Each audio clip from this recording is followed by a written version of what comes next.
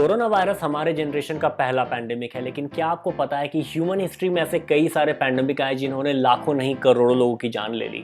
Black death जो 13th century का plague था, उसने कम से कम 20 करोड़ लोगों की जान ली थी।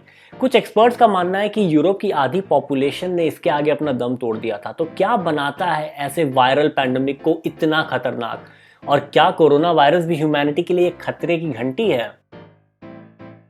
हिस्ट्री के 3 बड़े पैंडेमिक सिर्फ एक बैक्टीरिया के चलते हुआ, जिसका नाम है यर्सीनिया पेस्टिस। इस बैक्टीरिया ने रिकॉर्डेड हिस्ट्री का सबसे पहला प्लेग ऑफ जस्टिनियन फैलाया। इसकी शुरुआत ईस्टर्न रोमन एम्पायर में हुई थी, जहां पर लोग जानवरों के बहुत ज़्यादा करीब रहते थे और साफ सफाई के मामले में उतने अच्छे नहीं थे। आज के वुहान मार्केट्स की तरह ये बैक्टीरिया चूहों से इंसानों में फ्लीस के थ्रू फैला। इस प्लेग ने 3 से 5 करोड़ लोगों की जान ली थी, जो उस समय दुनिया की 1/4 पॉपुलेशन से भी ज़्यादा थी। अगर आज के कंपैरिजन में देखें तो ये लगभग 175 करोड़ लोग, यानी भारत की पूरी पॉपुलेशन से भी ज़्यादा लोगों की जान ले सकता था। एक्सपर्ट्स का मानना है कि यह प्लेग खत्म तब हुआ जब ज्यादातर लोगों को यह बीमारी हो गई, और जो लोग बच गए थे वो इस बीमारी से इम्यून हो गए। ये प्लेग ने लेकिन हार नहीं मानी और लगभग 800 साल बाद फिर से वापस आया, और इस बार इसने 20 करोड़ लोगों की जान ले ली, और इसका नाम पड़ा द ब्लैक डेथ। ये बीमारी कैसे फैलती है इसके बारे में लोगों को काफी जानकारी नहीं थी, लेकिन रगूसा सिटी वालों ने यह अंदाज लगाया कि लोगों के पास होने से ये ज्यादा फैलती है। इस अंदाजे के भरोसे उन्होंने सेलर्स जो उनके पोर्ट पर आते थे, उन्हें 40 दिन के लिए आइसोलेशन में रखना शुरू कर दिया, और ये क्वारंटीनो कहलाने लगा। आज का वर्ड क्वारंटीन भी यहीं से आता है। लंदन को इस ब्लैक डेथ से अभी तक छुटकारा नहीं मिल पाया था। 1348 से 1665 के बीच ये प्लेग 40 बार वापस आया, और ये जब भी आता था लगभग 20% ऑफ द पॉपुलेशन को मार कर जाता था। 1665 में जब ये आया तो इसने लंदन के 1 लाख लोगों को 7 महीने में मार दिया। इससे बचने के लिए सारे एंटरटेनमेंट सेंटर्स बंद कर दिए गए, और जो लोग बाहर जाकर रह सकते थे, किसी विलेज में जाकर रह सकते थे, वो लोग वहां जाकर रहने लगे, और बाकी लोग अपने घर में ही रहने लगे। यहाँ तक कि लोगों को दफनाना नहीं, लोगों को जलाया जाने लगा, ताकि सबको डर था कि ये वायरस कहीं फैल ना जाए। अब हम चलते हैं इजिप्ट, जहां पर एक और बीमारी ने काफ़ी ज़्यादा तबाही मचाई थी, स्मॉल पॉक्स। एक ऐसी बीमारी जिसके बारे में सबने सुना होगा, लेकिन क्या आप सच में इस बीमारी के बारे में जानते हैं? ये बीमारी का जन्म हज़ारों साल पहले हुआ था। ये बीमारी कहाँ से आई थी और कैसे फैली थी, इसके बारे में ज़्यादा जानकारी लिखित रूप में अवेलेबल नहीं है। ज़्यादातर लोगों का मानना है कि ये इजिप्ट में सबसे पहले पाई गई थी, और कई सारी इजिप्शियन ममीज में स्मॉल पॉक्स से बने धब्बे देखे जा सकते हैं, जो कि इस थियोरी को प्रूव करते हैं।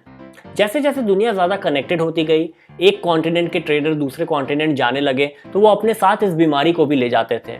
ये बीमारी सन 1500 में जब अमेरिका तक पहुंची, तो इसने 90% ऑफ द नेटिव अमेरिकन को इसने अपने चपेट में ले लिया, क्योंकि अमेरिकन के पास यूरोप से आई इस बीमारी की कोई भी इम्यूनिटी नहीं थी। सन 1500 से सन 1900 के बीच यूरोप से आई बीमारियों से लगभग 50% ऑफ द अमेरिकन पॉपुलेशन की जान गई थी। इसी तरीके से स्मॉल पॉक्स ने कई देशों में बहुत ज़्यादा तबाही मचाई थी। ये बीमारी 10 में से 3 लोगों की जान ले लेती थी, और जो लोग इससे बच जाते थे उन्हें भी कई सारी परेशानी का सामना करना पड़ता था अपनी पूरी जीवन भर, जैसे कि आंखों की रोशनी चले जाना या फिर स्किन के दाग जो कभी नहीं जाते थे। इस बीमारी के वायरस समय के साथ म्यूटेट करके अलग अलग तरीके के वायरस बन गए, और इनमें से कुछ तो 10 में से 10 लोगों की जान भी ले लेते थे। सिर्फ 20th सेंचुरी में स्मॉल पॉक्स ने 30 करोड़ लोगों की जान ली थी। एक तरफ तो लोगों का डर इस बीमारी को लेकर बढ़ता जा रहा था, लेकिन दूसरी तरफ एक बहुत ही इंटरेस्टिंग चीज़ लोगों ने नोटिस करना शुरू की। स्मॉल पॉक्स अगर किसी को एक बार हो जाता था तो वो कभी दूसरी बार नहीं होता था, और तो और अगर स्मॉल पॉक्स का एक माइल्ड इन्फेक्शन किसी तरीके से हेल्दी लोगों को दे दिया जाए, तो वो लोगों को बाद में या तो बीमारी नहीं होती थी, या फिर वो उससे इतनी ज़्यादा बीमार नहीं होते थे जैसा कि वो पहले हो जाते हैं। 1796 में इंग्लिश डॉक्टर एडवर्ड जेनर ने यह देखा कि अगर किसी को काउपॉक्स की बीमारी हो जाती थी, जो कि स्मॉल पॉक्स से काफ़ी कम जानलेवा थी, तो उसे स्मॉल पॉक्स की बीमारी नहीं होती थी। इस नॉलेज से लोगों ने स्मॉल पॉक्स को कम जानलेवा बनाने का काम शुरू किया, और इसी से आगे वैक्सीन का डेवलपमेंट भी स्टार्ट हुआ। 1967 में वर्ल्ड हेल्थ ऑर्गेनाइजेशन ने स्मॉल पॉक्स को ख़त्म करने का बेड़ा उठाया, और वैक्सीन की मदद से 10 साल में हमने स्मॉल पॉक्स को ऐसी पहली बीमारी बना दिया जिसे हम जड़ से ख़त्म कर पाएँ इस धरती से। अब हम देखते हैं एक ऐसा वायरस जिसने आम आदमी और रिसर्चर दोनों का ही अटेंशन इस 20th सेंचुरी में ग्रैब किया था, और वो है HIV। कुछ सालों पहले तक इसका मतलब होता था श्योर शॉट मौत। HIV का वायरस आपकी बॉडी में इम्यून सिस्टम के CD4 या T सेल्स को मार देता है, और बॉडी नॉर्मल सर्दी खांसी के वायरस से भी नहीं लड़ पाती है, क्योंकि ये सेल आपकी इम्यूनिटी को बढ़ाए रखते हैं। T सेल्स अगर बॉडी में कम हो जाए तो बॉडी किसी भी इन्फेक्शन से नहीं लड़ पाती और छोटी छोटी बीमारियों से लोगों की मौत हो सकती है।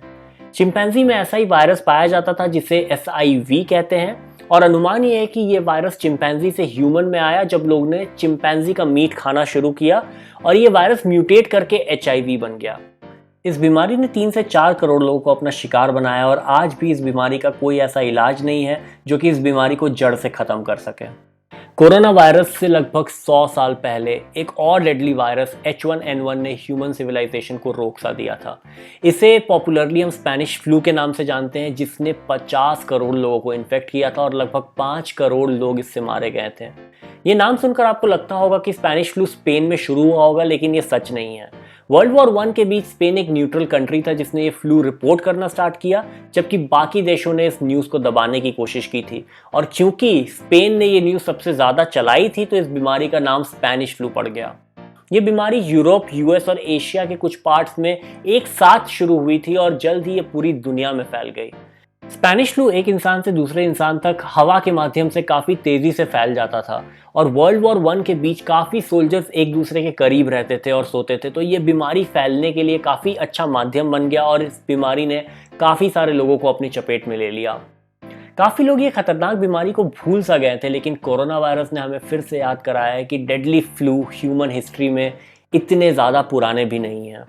और भी कई सारे ऐसे पैंडेमिक है ह्यूमन हिस्ट्री में जो उतने पुराने नहीं हैं। इबोला, सार्स, मर्स और अब ये corona virus. Corona virus Ebola या चिकन पॉक्स के मुकाबले जितने लोगों को इन्फेक्ट करता है उसके कंपैरिजन में कम लोगों की जान लेता है, लेकिन ये जितने आसानी से एक आदमी से दूसरे आदमी तक फैल जाता है, ये बहुत सारे लोगों को एक साथ बीमार करके एक पैनिक फैला सकता है, जिसका एग्जाम्पल हमने इटली में देखा था कि 80 साल के ऊपर के जो लोग थे जिनको ये बीमारी हुई थी उन्हें हॉस्पिटल में एंट्री भी नहीं मिल रही थी। हेल्थ केयर रिसोर्सेज देखते देखते कम पड़ सकते हैं और जो लोगों को बाकी बीमारी है वो लोगों को भी हेल्थ केयर और डॉक्टर्स की अटेंशन नहीं मिलने से परेशानी हो सकती है। इंडिया में हमने इस बीमारी को पिछले कुछ हफ्तों में धीरे तो कर दिया है। लॉकडाउन के पहले ये 4 दिनों में डबल हो रहा था और आज ये 8 दिनों में हो रहा है।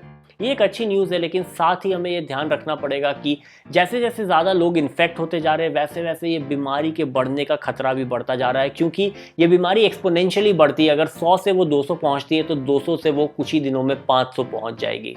लेकिन अगर हमने चिकन पॉक्स जैसी एक बीमारी पर काबू पा ही लिया है तो बाकी बीमारी से क्यों ही डरना।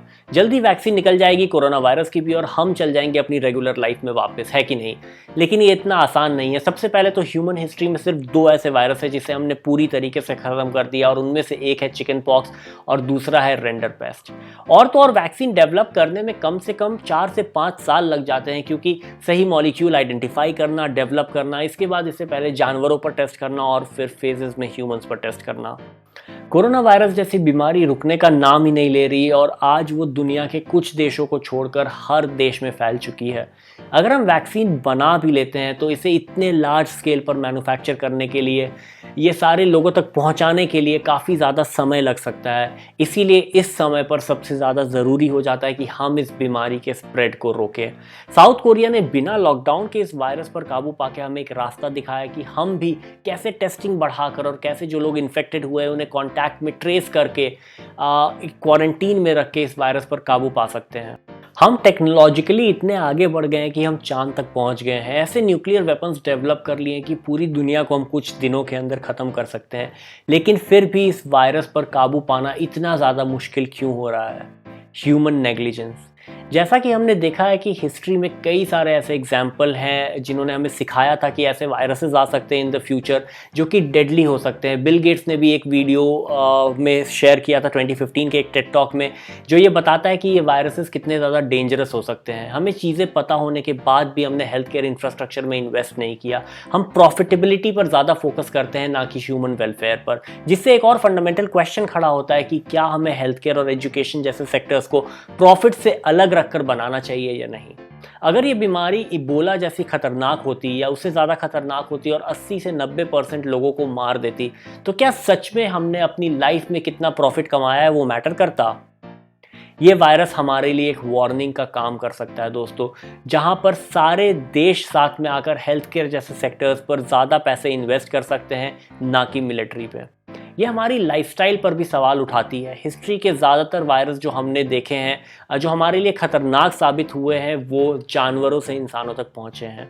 हम बहुत तेज़ी से जानवरों के इलाके में घुस रहे हैं, उनके इकोसिस्टम को ख़राब कर रहे हैं, और तो और हम जंगली जानवरों को अपना खाना बना रहे हैं। अगर ऐसा ही चलता रहा तो शायद हम एक ऐसी जगह पहुँच जाए जहाँ से वापस आना बहुत ज़्यादा मुश्किल हो जाएगा। क्या हम वायरस को एक लर्निंग लेसन की तरह लेकर सच में बदलेंगे, या फिर वायरस को अपनी लाइफस्टाइल का हिस्सा बनाकर अपने पुराने तौर तरीकों पर वापस चल जाएंगे? ये तो समय ही बताएगा। धन्यवाद दोस्तों। अगर आपको ये वीडियो पसंद आया है तो लाइक करें, सब्सक्राइब करें, शेयर करें इस वीडियो को अपने दोस्तों के साथ, और अपने घर के अंदर ही रहें। धन्यवाद।